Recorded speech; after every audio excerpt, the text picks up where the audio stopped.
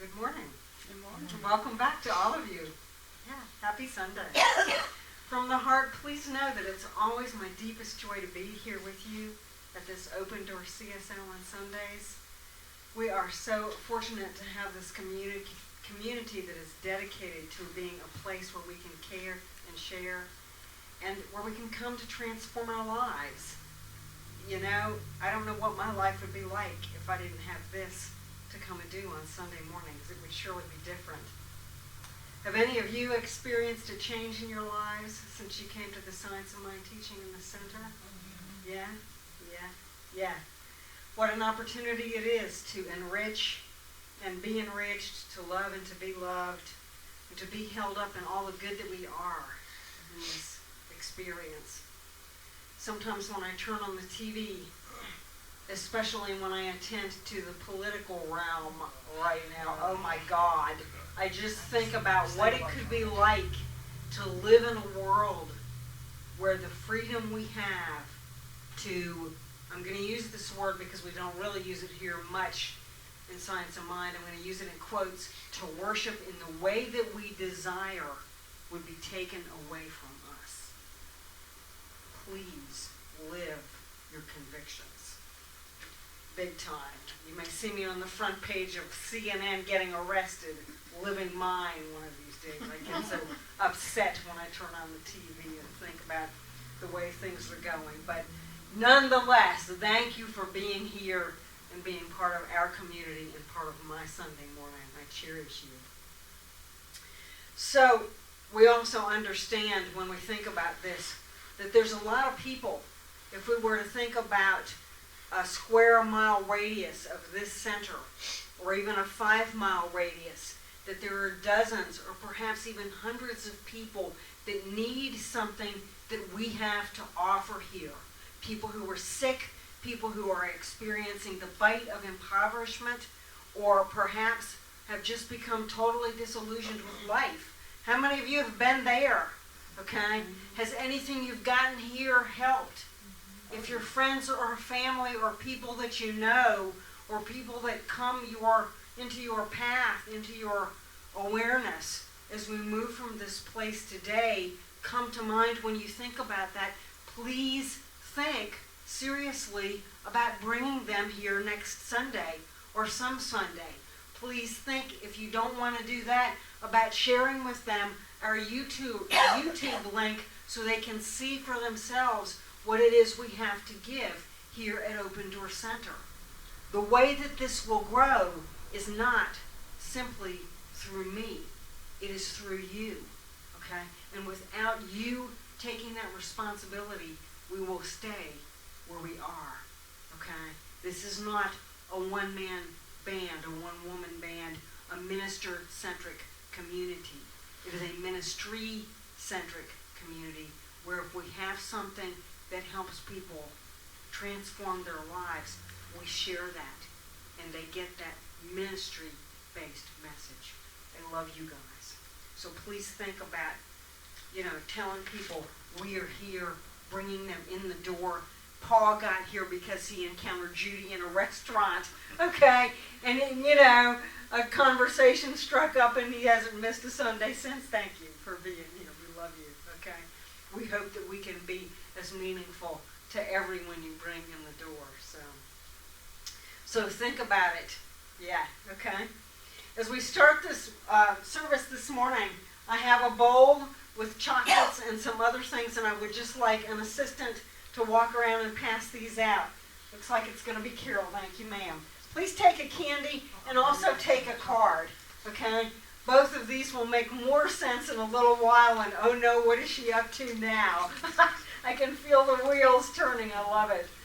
So take your candy. You're welcome to eat it or do whatever you would like to with it.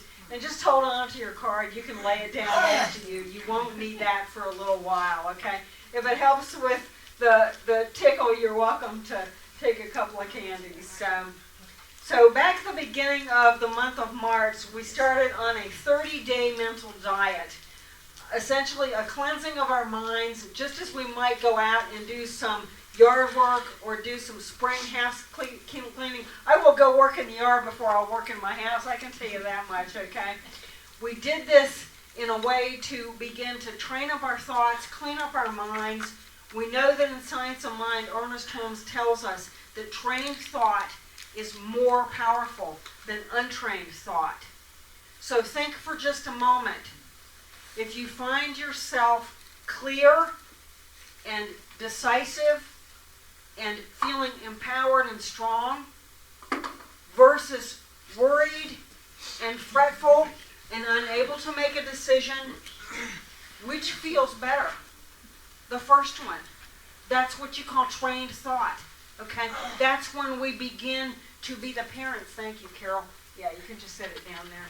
To be the parents of our minds and allow it, instruct it to go do and be where we want it to be, not the other way around. Okay? It's pretty powerful. As a part of this 30-day mental diet, we've had affirmation cards that we were to speak the affirmation aloud at least once a day. And essentially, in doing things like that, what we do is embark on activities that help us clean all this up, okay? That begin to give us ways of structuring our thoughts and our minds and working with our feelings and our words so that they serve us and not the other way around, okay? I hope by now that all of you get it. If you don't, I'm really at fault here somehow, that it is my intention that when we come together on Sundays and share and then move away, that from this vantage point of Sunday mornings, we come together and we get things that enable us to be the blessing that we each came here to be. That we have the capacity to go out there in the world and more fully participate, that we are able to say yes to whatever is coming at us in life, because we understand that even though something may look like a trial or a difficulty, nestled within that, there has to be some God or good, whatever you want to call it. It is my intention then that when we move from this place on Sundays, we literally are armed to the teeth, if you will, with tools and awarenesses and ideas that we can take with us that become fodder for how to address life on life's terms. Because nobody said it was going to be easy, right? Have any of the activities or ideas shared here during this kind of theme of looking at our thoughts, our feelings, our words, helped at all? Have you has it, okay? Oh, yes. Yeah. Okay, good. You know, it's our aim over the long haul to do just as Carol said, to create a world that is working better for everyone. Now, we can turn on the TV and, pardon me, there are no children present, bitch, and that's what we're doing, whether you like the term or not, about the state of affairs of the world, or we can recognize that the way effective change happens is through us addressing the uncooked seeds within ourselves and working on that. And that when we do that, what's going on out here has no choice but to change. It has to, okay? Because what's going on here is a direct reflection of what's going on inside, okay? We understand that the way the world changes, the way improvements happen, is through us to work on our own internal stuff, to make those personal transformations. And yes, at times, they're incredibly painful. Been there, got the t-shirt, actually I think I got a whole closet full of them, okay? And you know, they're still happening. I'm like, we haven't ascended yet? What the hell, okay? So from way back the end of February until now, we've been studying our thoughts, talking about our feelings, considering our words, and looking at these as vehicles that will take us to a place of ever greater clarity about how we express in the world, about the message that we are giving to the universe. Today we're going to continue this vein, and we're going to complete it by looking at our actions. And that age-old term, that actions speak louder than words, do you know that goes back to something like the 13th century? It's really ancient. It's like 800 years old. I think, if I did the math right, okay? And they did not go to school to study that. Kathy could help us with the math part. But, when we look at that, okay, we have to look at all of those and recognize that they all play a part in it. If you have missed any of these and you want them, or you want to review them or re-study that message, please do. I think you can find all of it on our YouTube channel now, okay? Also, just as a reminder, always, we do this kind of homework to simply underscore the reality that whatever is in our thoughts is what is controlling our lives. It is that simple, okay?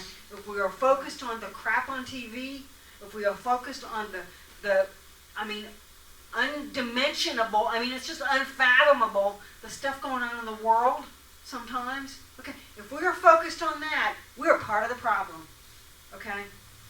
End of statement. And if you don't like being told that, I love you, but that's the truth, okay? We have so much choice, and we in a community like this understand that better than anybody else on the planet, okay? So it's really important that we really begin to study what's going on in my thought field. What am I feeling? What words am I using? How am I speaking? One of my Science of Mind mentors, get out of here. One of my Science of Mind mentors, and it will too, okay? The thoughts, the feelings, the words, and the actions, that if we line all that stuff up, that essentially is our beingness that is going out to the world. In this teaching, Ernest Holmes used what he referred to as the law of mental equivalence. What is a mental equivalent? What is that law? Essentially taken from Ernest and stepped into human language by Barbara, okay? The law of mental equivalence means that everything that we consciously and subjectively or unconsciously embody tends to radiate an atmosphere of vibration, a current, an inward consenting to that whatever it is we are feeling or thinking of or focused on. And it is that becomes the mental equivalent. It goes out from us, and it automatically attracts to itself that which is like itself. That definition comes from Living the Science of Mind, one of the more readable books that Ernest Holmes, God rest his soul, wrote, okay? Sometimes I think he's in the room laughing at us, or me, with us, I should say. So what we want to do is to align these areas up as best we can so that when we are expressing what we're giving the universe is not a bunch of messages that might conflict, but one message that is really clear. One of my Science of Mind mentors is so conscientious about the words that she uses. And you don't realize this until you really step back and study, especially in private conversation or one-on-one, the words that she uses. She never says things like, my head is killing me. Would never hear a word like that coming from her mouth in a million years, because she understands the value of everything coming out from her, okay? Now, when we think about our deeds, when we think about our actions, it's very easy, I think, for most of us to turn our attention to the message we got probably at a very early age, that it was incredibly important for us to respect other people, to be conscious and conscientious of how we treated other people, to embody the golden rule that advises us to do unto others as we would have them do unto us. This ethic of reciprocity is probably, if we had to skinny life down into a very few words, some of the most important advisements we will ever receive. It might be kind of interesting because I know for most of us we've grown up in a Christian environment. It might be kind of interesting to note that that message, while truly Christian, is also truly Islamic and truly Jewish and truly hails from ancient Africa. For instance, the Muslims who subscribe to Islam, the Islamic faith, are advised, no one of you is a believer until he loves for his neighbor what he loves for himself. That's pretty significant. Because I think most of us, when we see someone around us having something we desire, we feel some pangs of jealousy. That issues from a belief in lack. That if one has it, if somebody else has it, I can't. Okay? Perhaps there's not enough to go around. We have to look at that. In Judaism, this one got me. This got me now. Okay? What is hateful to you, do not do to your fellow man. Well, okay, right. That makes sense. But here's the piece. This is the entire law. All the rest is commentary. That's it. Do unto others as you would have them do to you. This is the law. That is all we need to say. We could probably take every spiritual teaching and hold up that advisement and have it, really reflect each and every one of those teachings. From Nigeria, our Yoruban proverb. This is kind of interesting. You get how the mind works. One going to take a pointed stick to pinch a baby bird should first try it on himself to feel how it hurts. I will advise my cats with their pointed sticks, okay, to leave the little birds alone, okay? The simple golden rule should be simple, right? But oh my gosh, it's so complicated at times. We find in our relationships, it can be so challenging to really know what to do with, for, or about another. It is a natural response to want to fix, to want to support the people we care about. It is much more difficult to hands off, to step back and watch someone struggle with something, even if we know in the end it's for their betterment. Unless and until we truly know how we want others to behave toward us, it's impossible to know how to behave toward that other. It takes a lot of faith, it takes a lot of trust, and a lot of courage. Sometimes doing the right thing looks completely wrong. Sometimes doing the right thing ticks people off so bad they're gone. Once my phone rang on December 23rd. I had about 20-25 people coming to a covered dish that night in my home. And I was already kind of beset with things. This is poor science of mine, thank you. The vacuum cleaner had broken, and the carpet was like 25 years old. And bad, it was bad. It was like really bad. So I had to run out and borrow someone's vacuum cleaner, which of course came with 2 hours worth of instruction. The phone rang, and it was someone who said, "I'm in jail. I need you to come and get me out." And I just thought, blankety blank, blankety blank. And so I said, I'm not going to do that. It doesn't feel like the right thing to do. Here's a tip for you. Don't you own that vehicle you've been driving around? Didn't you tell me you paid it off? Yeah. Well, you can use that vehicle as collateral. If you leave it there, they will let you sign yourself out. Well, I don't want to leave my vehicle here. Well, I don't want to come and get you out of jail. Because you know what I know? You know what I know so far down deep in here that it makes me sick? Is if I do it once, I'll be doing it until it kills us. And I won't be a party to your death. You can do it yourself, but you won't have my blessing. Go ahead.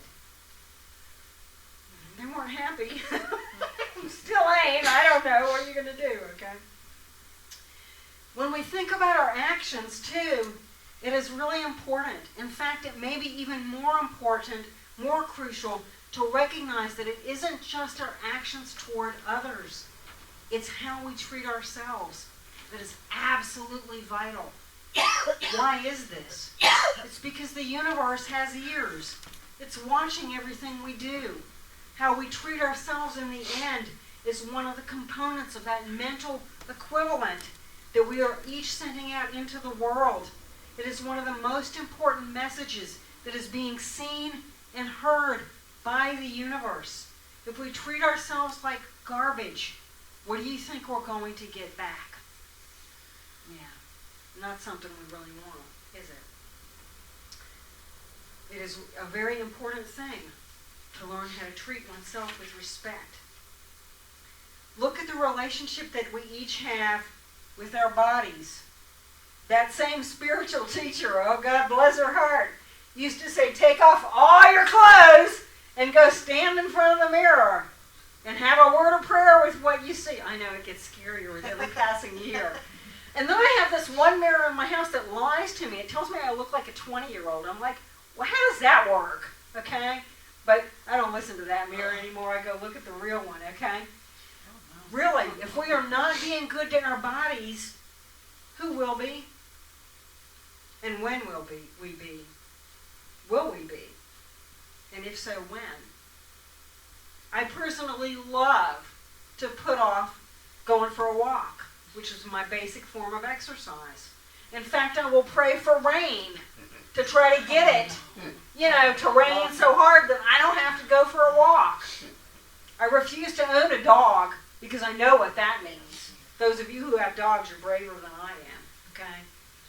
How we treat our bodies, how we handle our money, how we discipline ourselves to do what we need to do, what is best for ourselves. All of it, all of that behavior, in short, is an unspoken code that will be replicated by the universe back to us. It's how the world at large will treat us. Are you giving out what you want to get? Good. Sometimes actions seem to go unconsidered, but think for an instance of the person or persons who taught you how to read. In my case, it was my mother, at least to some degree. I remember her putting words, chair, wall, table, light on, items around the house. Because I was getting ready to go to school. And I guess they told her, your kid really needs to know this stuff. I was predominantly behind as all get out as a young child, okay? It was probably a mix for all of us of parents and school teachers.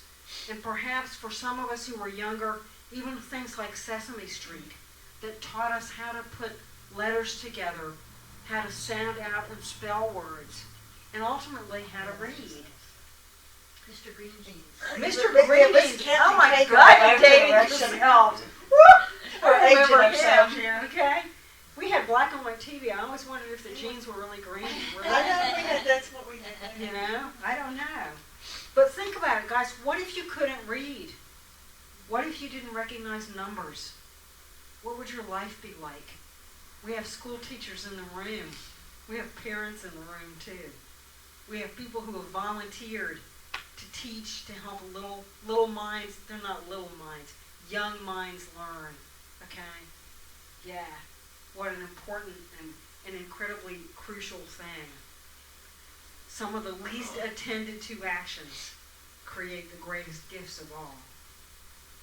Several years ago, before we had this space, Open Door Center met in my home.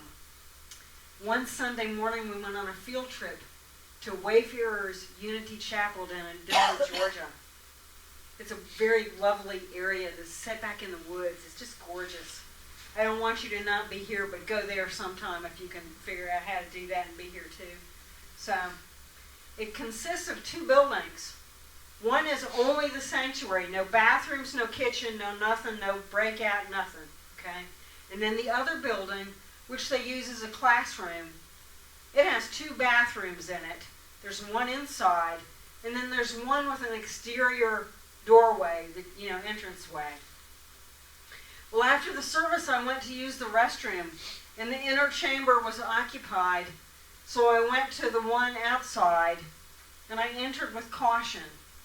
I have always been quite questioning of those bathrooms with, like doors that open into the greater outdoors, because what slithered in, scampered in, flew in during the night, okay? okay? Well, I checked it out really good, and I went on in. And the whole time, my IV, that's my inner voice in case you didn't know, my IV is banging away, going, you need to look, you need to attend, be aware. And I'm like, well, you get off my back, there's nothing going on here, okay? Well, I get in there, and so I get parked, and then I hear something. It's this little, and I'm like, well, I said a few words. It was a good thing I was on the commode. What can I say? So I started looking around for the source of the noise, and I realized that right next to me there was this little tiny trash can. And whatever it was down in that can. And I thought, I hope it stays there. I looked around some more and realized that there was a window there. This building is really interesting. You would love this building, Tom, if you haven't been in it. I'm pretty sure these windows were hand-hewn, okay, with a frame and the glass, and they cranked out, and there was no screen. So it became evident to me that something had crawled up and then fallen down into the trash can and couldn't get itself out. Well, I did what I had to do, and I got up, and I opened the door. Exit ramp ready, okay, for flight if necessary. And I looked down, and that waste paper basket was full of used paper towels. So I kind of was able to move one. I saw the smallest field mouse with the biggest eyes. The poor little guy was terrified. I'm not sure who was more scared till I realized what he was. I was thinking snake, and that, yeah, right, okay. Chick gone, okay. Read this, ain't helping nothing, get out of that can, okay. Glad it wasn't a snake. In that moment, I got it, that my existence on this earth was cataclysmically dependent on letting that little guy go. So I got the trash can, and I got outside, and I laid it down. Generations of field mice have me to owe, their existence to today, right? Okay? But I got it in that moment that it was just a cosmic thing. One of the reasons I came is to let that little guy out of the trash can. How goofy is that? I still think it was important. I don't know why, okay? I'm really glad he was a mouse. Sometimes we find out much later, way later, how important our actions really are. At this point, I'm going to ask Kathy to go to the next slide. We have a little video that I want to share with you. Je m'appelle Francine Christophe. Je suis née le 18 août 1933. 1933, c'est l'année où Hitler prend le pouvoir. Voilà. C'est mon étoile. Je la porte sur la poitrine, bien entendu, comme tous les Juifs. C'est gros, n'est-ce pas? Surtout sur une poitrine d'enfant, puisque j'ai 8 ans en ce moment-là.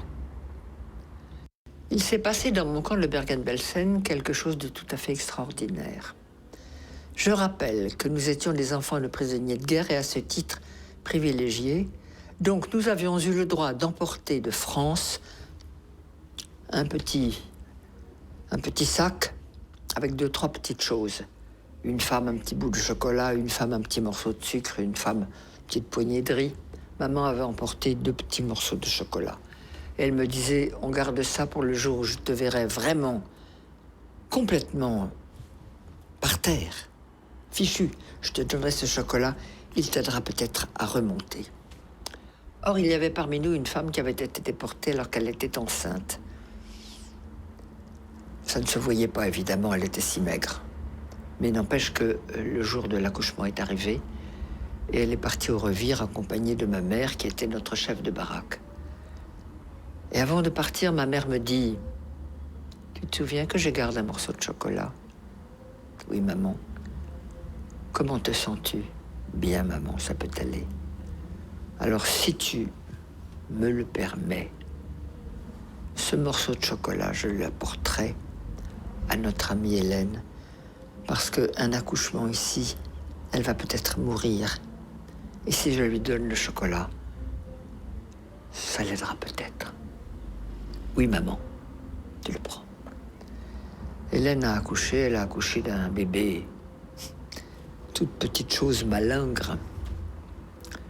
Elle a mangé le chocolat, elle n'est pas morte, et elle est revenue dans la baraque. Le bébé n'a jamais pleuré, jamais, pas même Jeun. Au bout de 6 mois, la libération est arrivée, on a défait tous ces chiffons, le bébé a crié. C'était là sa naissance. Nous l'avons ramené en France. Tout petit truc de 6 mois, minuscule. Il y a quelques années, ma fille me dit « Maman, si vous aviez eu des psychologues ou des psychiatres à votre retour, ça se serait mieux passé pour vous. » Je dis sûrement, mais il n'y en avait pas. Plus personne n'y a pensé, même s'il y en avait eu. Mais tu me donnes une bonne idée. On va faire une conférence là-dessus. Et j'ai organisé une conférence sur le thème « Et s'il y avait eu des psys en 1945 à notre retour de camp, comment est-ce que ça se serait passé ?» J'ai eu beaucoup de monde. Des anciens, des survivants, des curieux, et puis beaucoup de psychologues, psychiatres, psychothérapeutes, tout ce monde-là venait. Très intéressant. Chacun avait son idée, c'était très bien. Et puis il y a une femme qui est arrivée et qui a dit « Moi, j'habite Marseille, je suis médecin psychiatre. Et avant de vous faire ma communication, j'ai quelque chose à donner à Francine Christophe, c'est-à-dire à moi. » Elle fouille dans sa poche, elle sort un morceau de chocolat, elle me le donne et elle me dit « Je suis le bébé. »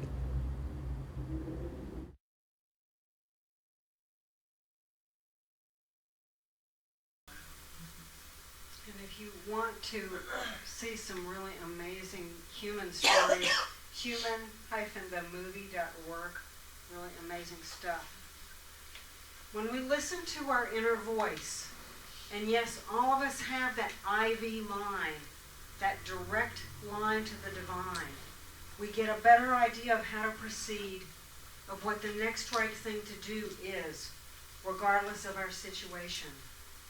When we work to align our thoughts, our feelings, our words, and our actions, we send a clear message to the universe about what it is that we want to see happening in the world and with our lives.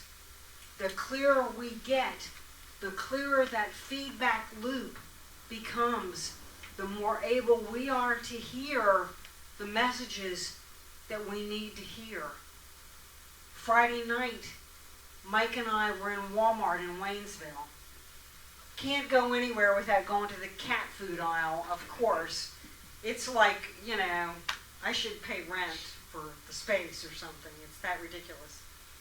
Well, I walked down the aisle and some cat food, some dry cat food had been spilled. And I stepped on a piece and I almost fell down. And I looked around and I thought, gee, they need to clean this up. And my inner voice said, get it to happen. And I didn't do it.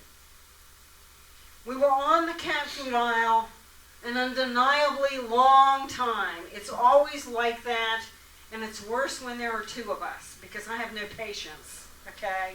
And he likes to look at every product, and I'm like, just get something, okay? This lady who is about 65 or 70 comes down the cat food aisle with a cart, and she starts looking around, and again, that inner voice said, you need to tell her this floor is slick. I freaking didn't do it, okay? So I said we were there a long time. I wasn't kidding. We're looking. She finally leaves the aisle. Okay, and part of me goes, okay, now I can get over it. A few minutes later, she comes flying back around the corner, down the aisle, with a Walmart employee after her, and she slips and falls on the cat food. I'm still kicking myself. Pay attention and listen and don't question it, okay? And get in that feedback loop, okay? Do everything you can to get in that feedback loop. The clearer we get, the clearer the messages from the universe back become to us. It's incredibly important stuff. Every one of us has that IV line. I stole that, by the way, from a friend of mine, but it's cool. We're going to close now with a song.